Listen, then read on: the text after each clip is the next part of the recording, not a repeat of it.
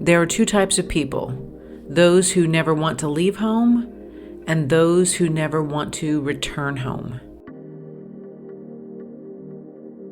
This is Tracy with Tracy Talks, a podcast about life, looking at life from a new perspective to gain wisdom and understanding in hopes to know yourself more.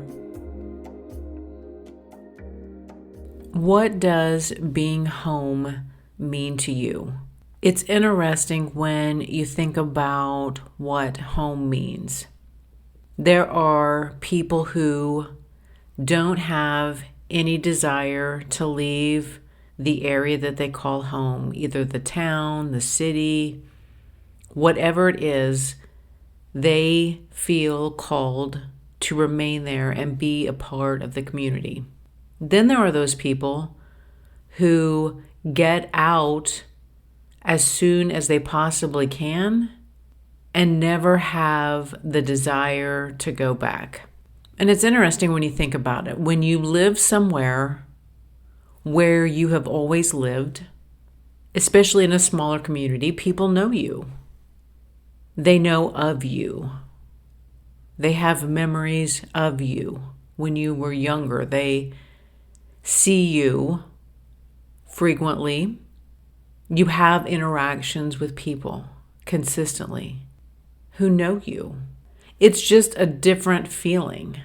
I have been living in a community for the past few years where nobody has known me. I can walk around with a certain anonymity. Nobody knows my name. Nobody knows my story. Nobody knows who I am. And there is a level of freedom in that. I'm not held to what my past was. I'm not held to any expectations, any previous interactions with people. Nobody knows who I am. But the negative side of that is nobody knows who I am.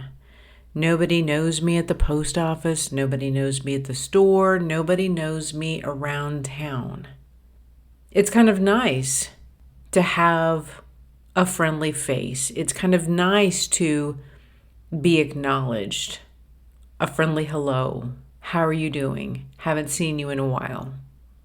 All of those kind of things. Some people really love being part of a community, being actively involved within the community in whatever form that is. Some people really love that.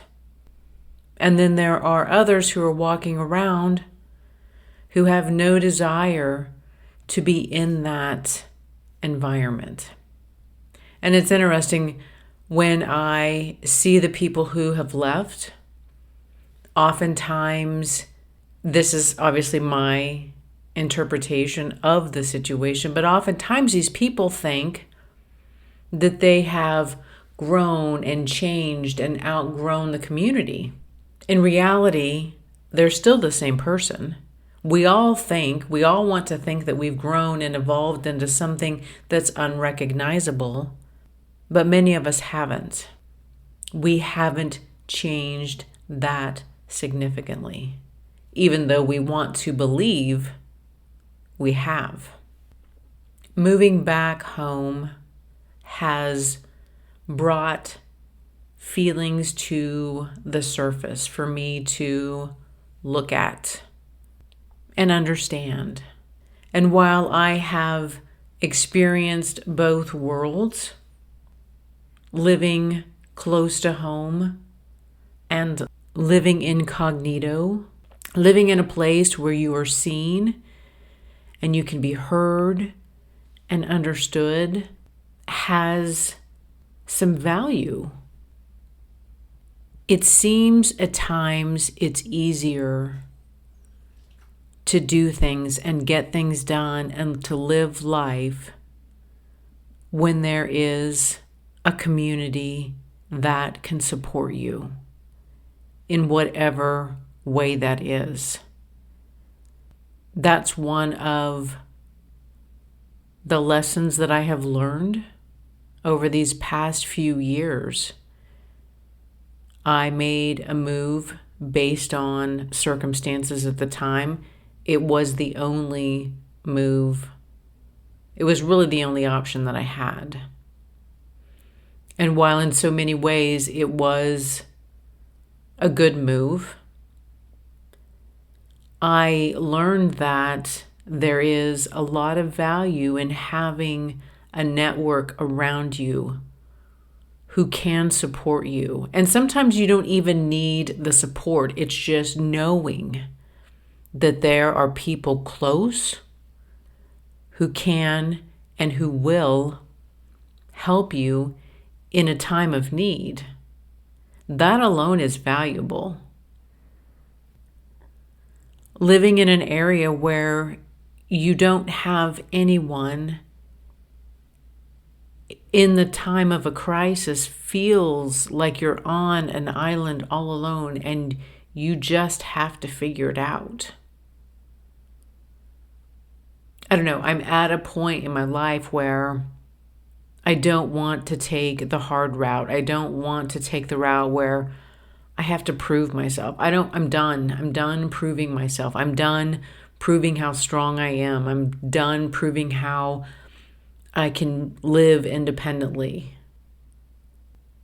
Because I have lived in both of those environments. It's easier to be in community.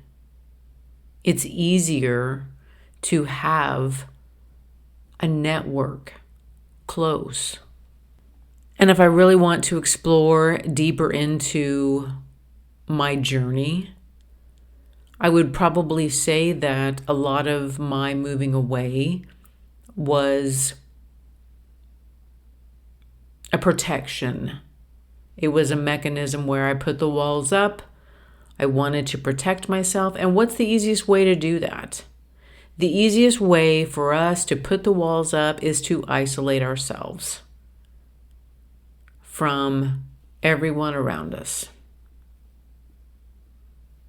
And while some people imply that, well, I'm going to go out on my own and I'm going to show the world. Well, that's not always the best thing.